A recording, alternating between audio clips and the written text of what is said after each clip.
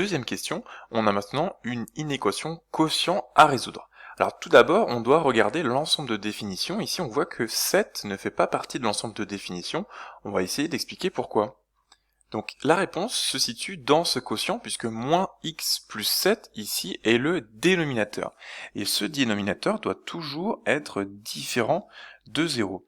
Et donc là, si j'ajoute x de chaque côté, eh bien je trouve que x doit être différent de 7. Donc 7 est une valeur interdite ici, donc je ne peux pas le mettre dans mon ensemble de définitions. Voici la raison pour laquelle ici l'ensemble de définitions est de moins l'infini jusqu'à 7 exclu jusqu'à plus l'infini. Deuxième question, on va maintenant donc résoudre cette inéquation.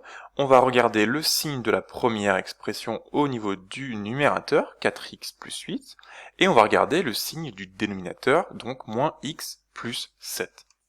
Donc on va se poser la question, quand est-ce que 4x plus 8 est positif ? Je soustrais 8 de chaque côté, je trouve 4x plus grand strictement que moins 8, et je vais diviser par 4, enfin, pour avoir la valeur de x. Et donc moins 8 sur 4, ça va faire moins 2.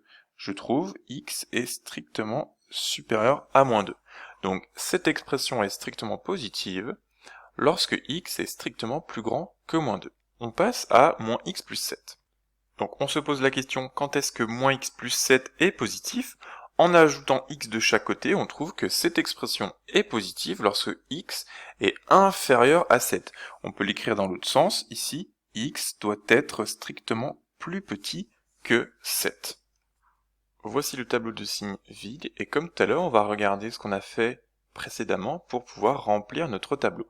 Ici, on voit qu'on a deux valeurs à placer, moins 2 et 7. Donc je dois mettre moins 2 à gauche, le plus petit, et 7 à droite, puisque ici je respecte l'ordre croissant. Donc deuxième ligne à remplir, cette expression est positive lorsque x est strictement plus grand que moins 2. Donc tout ce qui est à droite, ici, va avoir le signe plus. L'image de moins 2 vaut 0, et donc de l'autre côté, je vais avoir le signe moins. Deuxième partie, le signe de moins x plus 7, donc il est positif lorsque x est plus petit que 7, donc c'est avant tout ce qu'il y a à gauche. Donc lorsque x est plus petit que 7, je mets un plus. Donc plus, l'image de 7 vaut 0, et là j'ai un moins. Dernière ligne, un nombre négatif divisé par un nombre positif est un nombre négatif.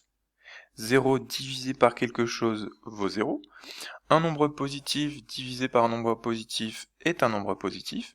Alors là, on a une particularité, puisque j'ai l'image de 7 par la fonction 4x plus 8 qui est divisée par 0 lorsque je vais écrire ce quotient.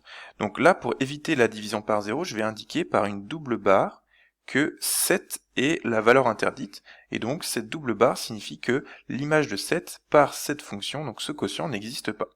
Et enfin, un nombre positif divisé par un nombre négatif est un nombre négatif.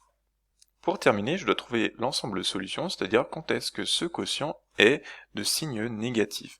Donc dans mon tableau, j'ai 2 moins au niveau du quotient, donc mon ensemble de solutions va être une union de deux intervalles.